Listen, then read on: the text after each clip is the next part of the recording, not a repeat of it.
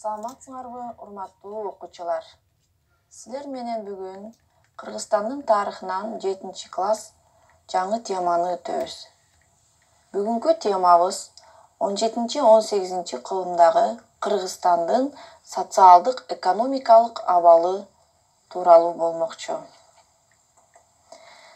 Сабактын максаты кыргыздардын коомдук түзүлүшүндөгү негизги өзгөчөлүктөрү тууралуу билесиңер. Таптар, социалдык катмарлар тууралуу жана алардын негизги милдеттери тууралуу билим аласыңар. Акыл чабуулуу методун колдонуу менен силер өткөн сабакта Кыргызстандын ата журту деген теманы өткөнсүңөр.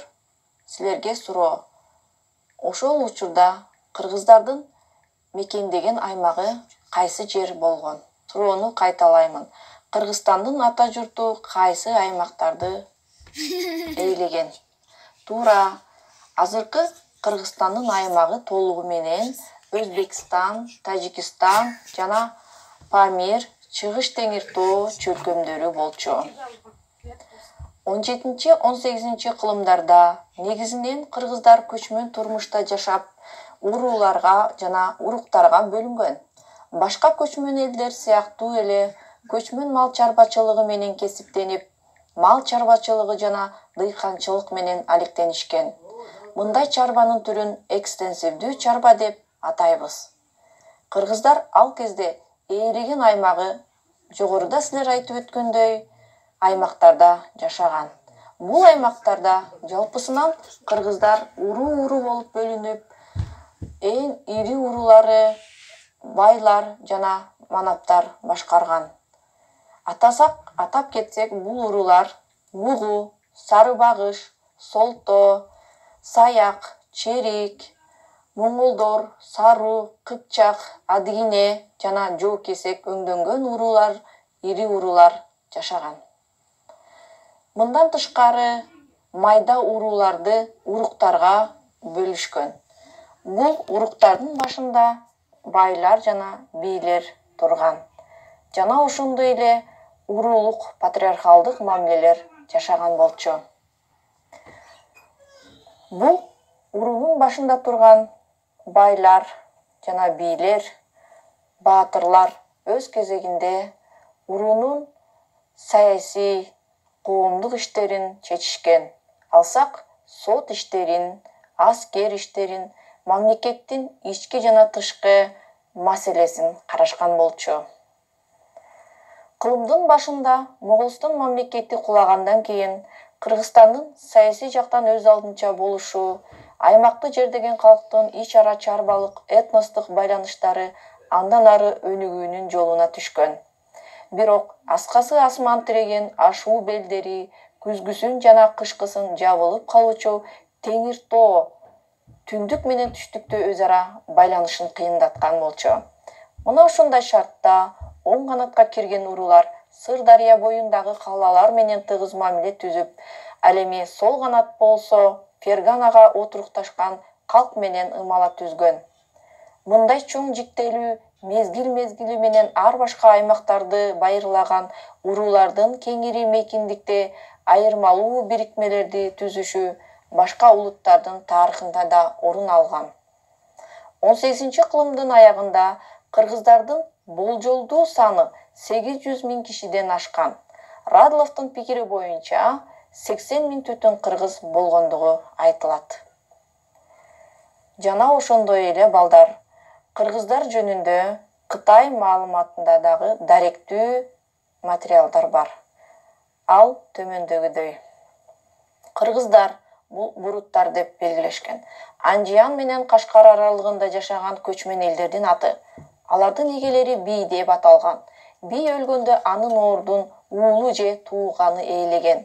Башкача айтканда, бийликти мурастаган болчу. Кийиз үйлөрдө жашашат, малчылык менен кесиптенет, эт менен азыктанышат.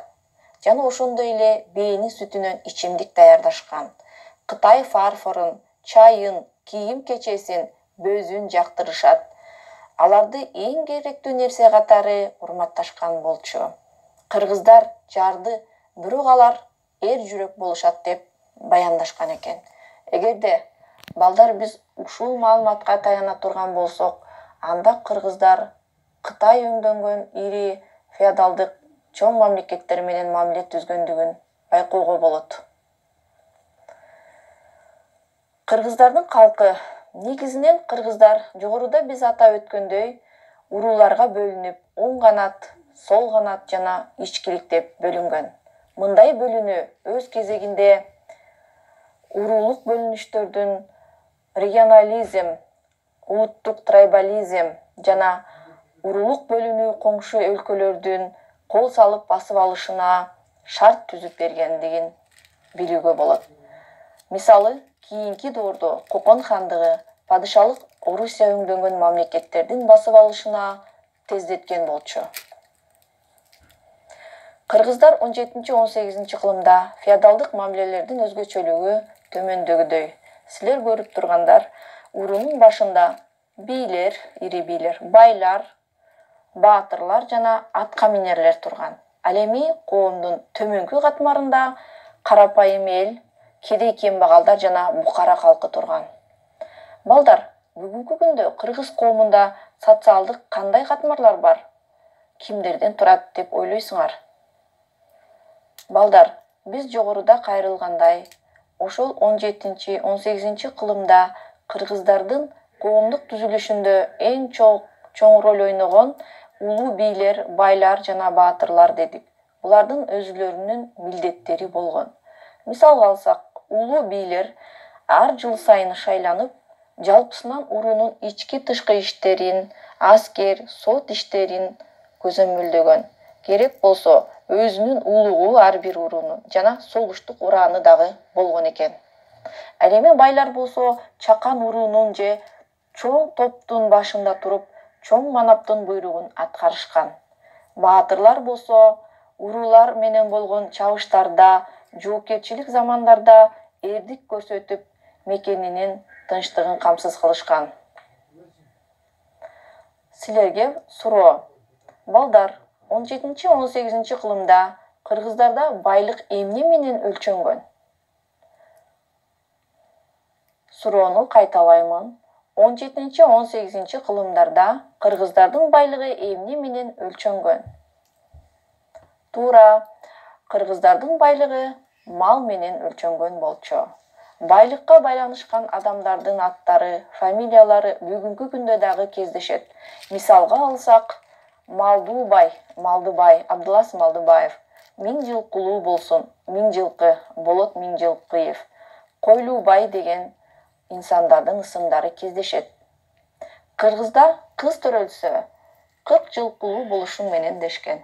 Мунун бардыгы тең мал жандыкка байланышкан ырым-жырымдар болчу. Жана дагы биз байлар жөнүндө сөз кылдык. Бул байлар өз ичинен төмөндөгүдөй болуп бөлүнгөн. Күрдөөлүү бай. Булар жеке гана байлыгы менен айырмаланбастан коомдук турмушка жигердүү аралашып, эл ичинде кадыр-баркка ээ болушкандар. Ордолуу бай. Чоң манаптардын ордолоруна жакын жашап, керектүү үйлөрдү куруп, короо жай салдырышкан. Көбүнчө соода-саттык иштер менен алек болушкан. Ал эми сасык бай дегендер малдын башын көбөйтүү менен алек болуп, коомдук турмушка кызыккан эмес, алар зыкымдыгы менен айырмаланышкан. Сараң бай мал мүлкүн эч ким менен бөлүшпөгөн, пейили тар, кайрымсыз байлар болушкан экен. Уюткулуу байларга ата тегинен өткөн байлыгы менен байыгандар. Ал эми чириген бай деп мал жаны өтө көп, бирок элге да өзүнө да пайдасы тийбеген байларды аташкан. Баатырлар. Кыргыз аристократтарына баатырлар кирген. Душман менен күрөштө өзгөчө эрдик көрсөткөн эр жүрөк кол башчы баатыр деп аталган. Карапайым катмардан же феодалдан чыккан. Айрым баатырлар кийин ири феодалга айланып кетишкен. Мисалга алсак, бизде белгилүү баатырлар Шабдан баатыр, Байтек баатыр өңдөнгөн инсандарыбыз белгилүү. Атка минерлер. Кыргыз коомунун башкарууда атка минерлер да чоң роль ойногон. Алар 10-50 түтүн элди башкарып, бийлердин тапшырмасы боюнча калың элди түрү кыдырып, алымдарды, салыктарды, чыгымдарды чогулткан. Балдар, бүгүнкү күндө бул тарыхый аталыштар колдонулабы? Атап айтсак, ажо, атка минер, бай, би, каган деген аттар колдонулабы? Бүгүнкү күндө бул ысымдардын бардыгы колдонулбайт. Арасынан ажо же атка минер деген сөздөр, терминдер колдонулуп келет.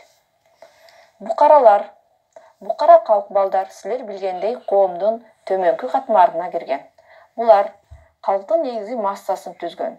Негизги материалдык байлыкты өндүрүшүп, уруу башчыларынын айтканын аткарып, алар үчүн барымталарга да барып, жылкы тийип, кээде чабыштарда да курман болушкан. Кедей кембагалдар. Букара калк кедей кембагалдар, жакыр, малай, жатакчы, чайрекер, мандыкерлерден турган. Кедей кембагалдар өз уругу, айылы менен бирге жайлоого чыгып, чогуу кышташчу. Алар убактылуу урунуп турууга саануу, жандык алган. Акысына алардын үй оокатын кылып, малын багышкан. Кыргыз феодалдарынын чабандары көбүнчө коомдун кедей катмарынан турушкан. Ал эми бөлөк уруктан келип, жалчы жарчы жүргөндөр малай деп аталган. Эгинин багып, күздө дан бастыргандары аштыкчы деп аталышкан. Көчмөн турмуштан биротоло арылып, дыйканчылык менен алектене баштагандарды жатакчы, эгинчи деп аташкан. Жана убактылуу күнүмдүк жүргөндөрдү мандыкерлер деп аташкан. Мына балдар, силер менен биз 17-18 кылымдагы кыргыздардын саясий, коомдук түзүлүшүнө көңүлүбүздү бурдук. Сабакты жыйынтыктасак, кыргыздар 17-18 кылымдарда көчмөн турмушта жашап, урууларга бөлүнүп, коомдук турмушунда бай манаптар чоң роль ойногон жана патриархалдык уруулук мамилелер сакталып калган экен. Бул өз кезегинде кыргыздардын эгемендикке жетишине өзүнүн кедергисин тийгизбей койгон эмес. Бирок алардын өзлөрүнүн башкаруу түзүлүшү болгуп, мамлекет катары өз алдынча өнүгүшүнө салым кошкон экен. Мына ошону менен биздин сабагыбыз аягына жетти. Тапшырма окуу китебиңердеги номер 23 параграфтагы суроолор жана тапшырмалар. Мындан тышкары кошумча булактардан маалымат издеп, электрондук китептерден маалымат издесеңер болот. Көрүшкөнчө саламатта калгыла.